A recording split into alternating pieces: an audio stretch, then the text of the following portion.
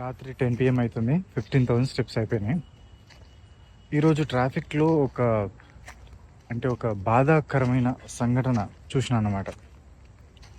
National highway 44 పైన ఒక family Activa పైన వెళ్తుంది.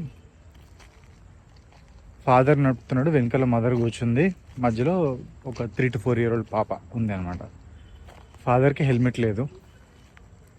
ఆ పాపని సీట్ పైన నిల్చోబెట్టి తీసుకెళ్తున్నారు. ఆ పాప అటు ఇటు జరుగుతుంది. వాళ్ళ అమ్మ కూడా వెనకాల ఆ పాపను ఆడిస్తుంది యాక్టివా పైన. సో ఆ బండికి బ్యాలెన్స్ తక్కువ ఉంటుంది అసలే.